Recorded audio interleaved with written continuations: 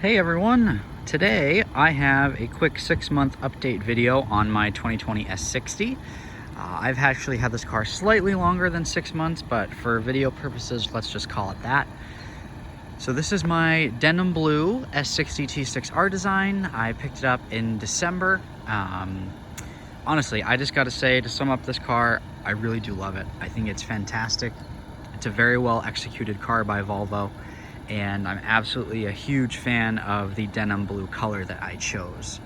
So I'll talk to you guys about the things that I have enjoyed living, with this car, and any of the downsides that I may have run into, which I'll be honest are very few. So to begin, first part of this review, one of my favorite things, the denim blue paint I think looks fantastic. Definitely one of Volvo's best colors right now. It is in fact also a color, not a black or gray or silver of that variety. So I'm a big fan of it. I also love the wheels on my car too. The R design wheels with the silver and black tints definitely look great as well. And then it might be hard to tell, but the R design does get these black tints as well on the mirrors. Overall, the car's held up well. I haven't had any issues really to complain with it. Only thing I have noticed is there are a couple scuffs here and there that have popped up, I think maybe from loading things in and out of the car. That I was a little bit sad about, but nothing major, really. Still is a very handsome looking car. Definitely a big fan of it. Also, did a bird poop on it? Oh no, that's a giant bug of some sort. Wow. All right, well, let's keep this show on the road here. So things I love about it, the paint, obviously, I'm a big fan of. As you can see, this is a T6 all-wheel drive R design with Polestar. Huge fan of the motor in this, the twin-charged 4-cylinder with 330 horsepower and 325 pound-feet of torque with Polestar. This thing gets up and goes. I have not had a car this fast before, and the all-wheel drive works very well too. You don't really notice any sort of torque steer. And in terms of the handling on it, it does handle very neutral. So while it is obviously a front-wheel drive based car, this is no BMW, for example, it hides the front-wheel drive nature very well in both its driving dynamics and the way that it's designed. So, huge fan of that. Let me pop inside now. We'll talk a little bit about the inside. So being that this is the R design, you have two options of interiors. You have this charcoal Nappa leather here that I have, or you can get a slate on the inside. So it's a little bit more of a gray. And this also comes with the open grid textile specific to all of the R designs with the white contrast stitching. All R designs come standard with Harman Kardon. That's another one of my favorite features on this car is the upgraded audio. I did not have that in my last car, so this is a fantastic upgrade. Let's pop inside, do a mileage check. I have 8,747 miles on this car, averaging 26.9 miles per gallon according to the computer. It's actually not too far off. In my own calculations, I'm averaging about 26. Slightly more highway driving than city, but that's pretty much right on the money with EPA estimates. 21 in the city, 32 on the highway. On the inside of the interior, it's still brand new on the inside. I just got it cleaned earlier today. They did dust off the dash. Love the leather stitched dash. That's a really, really nice feature. That's why I waited for a 2020 R design, as the 19s did not have this. Also have the advanced package in this car. It does give you the heads-up display, which you might be able to see flickering in the video here.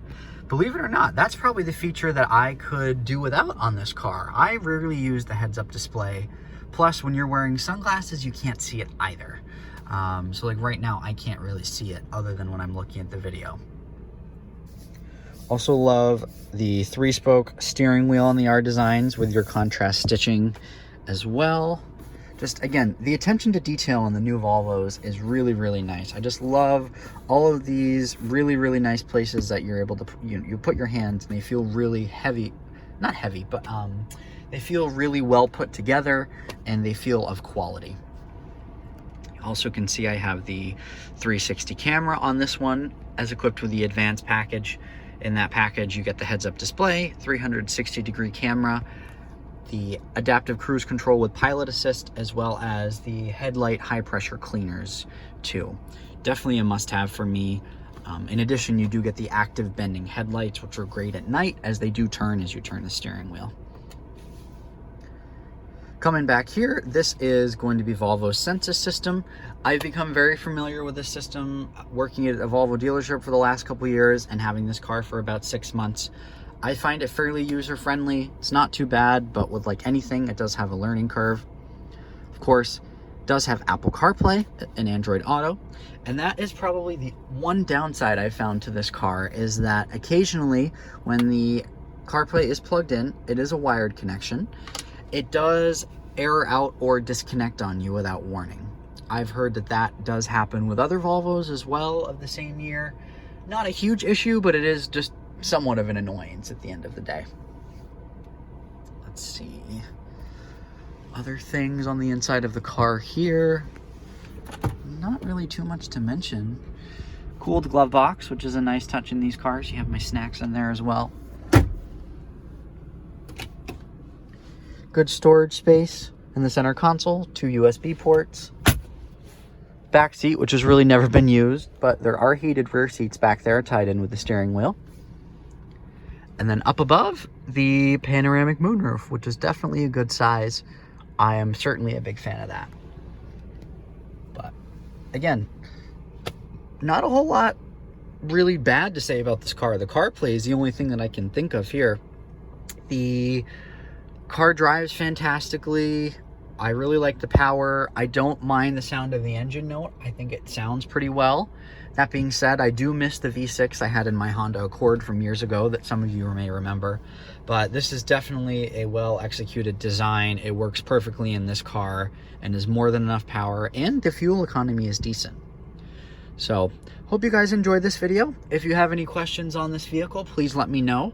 I will have it for probably another 5 or 6 months, and then I will be turning it in and getting something different as we keep our vehicles for 1 year.